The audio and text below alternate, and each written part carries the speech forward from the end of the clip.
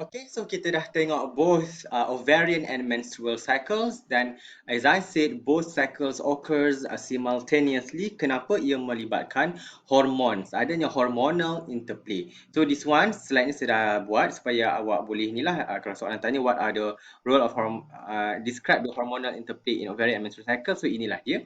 So dia akan always start dengan hypothalamus akan secrete gonadotropin releasing hormone. GnRH akan stimulate the anterior pituitary gland to secrete FSH and LH. FSH and LH akan stimulate the follicle to grow. Bila growing follicle pula akan start to secrete estrogen.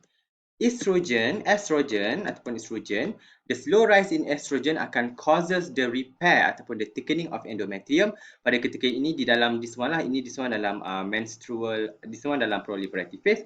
Tetapi kalau sebelum ini disebabkan adanya drops in estrogen and progesterone, dia akan adanya cause the menstrual flow phase to occurs in the uterus. Next, bila ada slow rise in estrogen disebabkan the follicle starts to grow, adanya slow rise in estrogen causes the repair and the thickening of endometrium. And low level of estrogen pada ketika ini akan inhibit the secretion of FSH and LH. Okay, tetapi you boleh nampak estrogen akan start to continue to rise lah until very very high. Okay, low level estrogen akan inhibit FSH and LH sebab kita tak naklah terlalu banyak follicle yang akan mature develop and mature at one time. Okay, kemudian lama kelamaan estrogen punya level akan start to rise. Kenapa? Disebabkan due to the rising of the size of the follicle, estrogen pun akan start to rise, and then you boleh nampak dia akan promote a positive feedback kepada gonadotropin releasing hormone.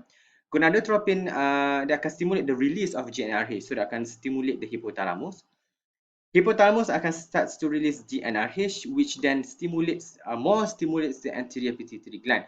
So now anterior pituitary gland akan release more LH in particularnya lah. So dia akan release more LH and juga dia akan also release FSH. Dan apakah kepentingan LH ini? Pada ketika ini dia akan ada 3 perkara. Dia akan stimulate ovulation, promote Graafian follicle formation, and promote the secondary oocyte formation. Tetapi last kali baru dia akan promote ovulation lah.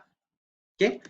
Then LH akan stimulate the maturation of follicles ke Graafian follicle, stimulate the maturation of secondary oocyte kepada formation of primary oocyte to secondary oocyte, and eventually dia akan promote ovulation pada hari ke-14.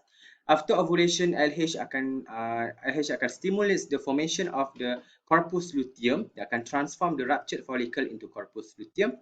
Bila start saja corpus luteum akan release progesterone more than the estrogen, tetapi both level akan tinggi lah. Progesterone and estrogen akan tinggi. Cuma progesterone tu is more. Now dia akan start masuk kepada in term of uterine cycle, dia akan start masuk secretory phase. Okay, under continuous stimulation of LH, corpus luteum akan secrete progesterone predominantly and estrogen. Progesterone and estrogen akan stimulate the continued development and maintenance of endometrium. Dan high level of estrogen ketika ini pada awal during the early and mid luteal phase, dia memang ada high level of estrogen and progesterone. Dia akan exert a negative feedback on hypothalamus and anterior pituitary gland. Sebab apa? Dia tak nak disinhibit the LH FSH secretion. Sebab apa? Dia nak make sure that dia nak memastikan sekiranya ada pregnancy pada ketika ini, tidak ada follicles yang akan develop. We nak prevent another follicles from developing and maturing when pregnancy is may underway. Okay, that's why kena ada negative feedback. Okay, dia akan inhibit secretion of LH and FSH sebab kita nak prevent tak nak ada another follicles to grow. Tetapi as you can see, bila ada inhibit LH and FSH secretion, LH and FSH ini dia low, that dia cannot maintain corpus luteum. So basically dia macam ni. Okay, dia adalah satu nak diluah mati mak, ditelan mati bapa, konsep dia.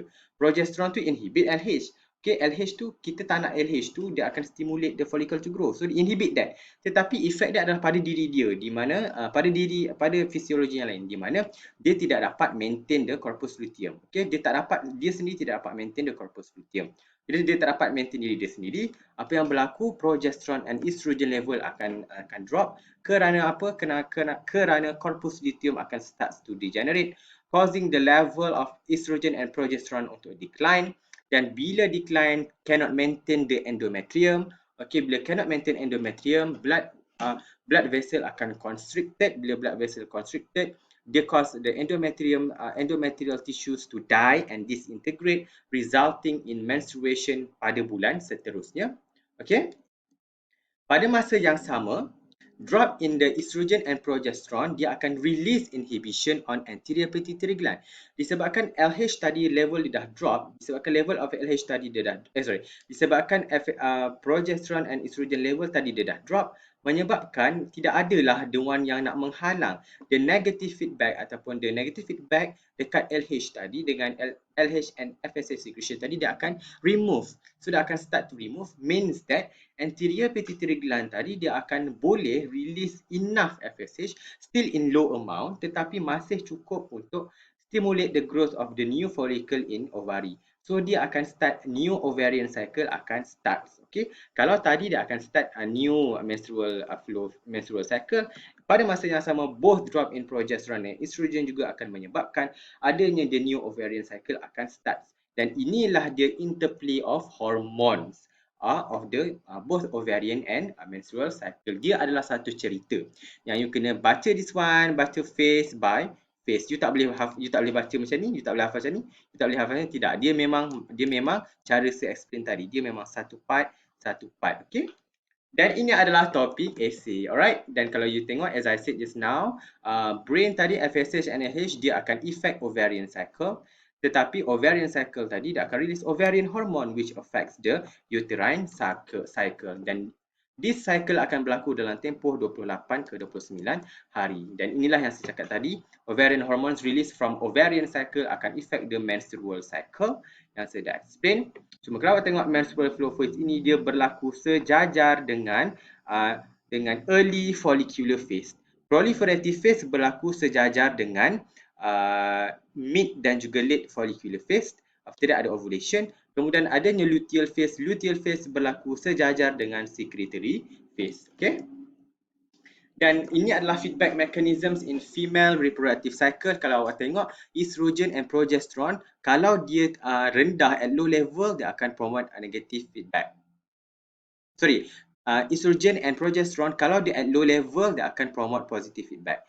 Tetapi kalau dia at high level, dia akan promote negative feedback. Kalau awak tengok estrogen and progesterone, dia akan promote positive feedback pada hari ke-12, ke-14. Kenapa? Sebab adanya peningkatan yang tak tinggi sangat. Dia just nice that dia akan promote the GnRH and LH release. Okay? Pada hari ke-12, ke-14, adanya peningkatan estrogen. Sebab apa? Sebab dia nak promote LH release supaya adanya maturation of Graafian follicle, adanya secondary oocyte formation, adanya ovulation pada hari ke-14.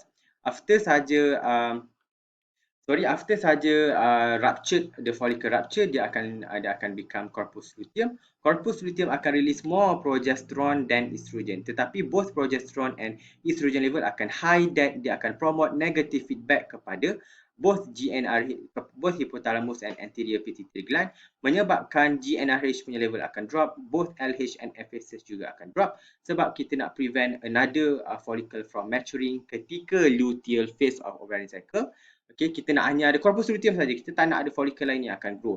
Sebab apa? Maybe pregnancy akan underway. Kita tak nak ada multiple pregnancy that happens in the mothers lah.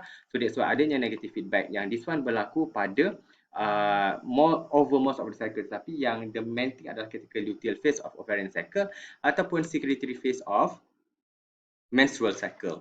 Okay, in this case kalau you tengok the slow rise in estrogen tadi, dia akan promote LH surge, promote follicle maturation and ovulation. Dan ini adalah the feedback mechanism yang saya dah explain tadi.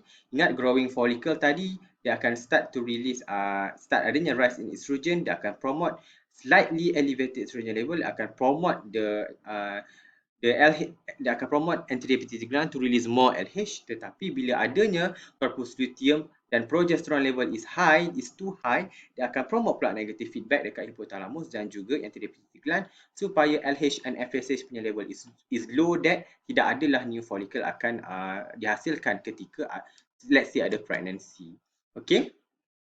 Dan ini adalah yang basically apa yang saya dah explain tadi. Dan kalau kita tengok past year question, discuss how feedback mechanism regulates menstrual cycle, you boleh bacalah this one. Okay, ini adalah memang essay, memang past year question you boleh baca. Yang sedah garapkan dalam ayat yang lebih faham lah. Actually dia ada jawapan yang lebih susah. Yang ni sedah simplekan supaya awak lebih faham, selaras dengan explanation selah. Alright. So ini adalah this one adalah the kesinambungan, ada this one kesinambungan, tapi this one adalah the setengah penat.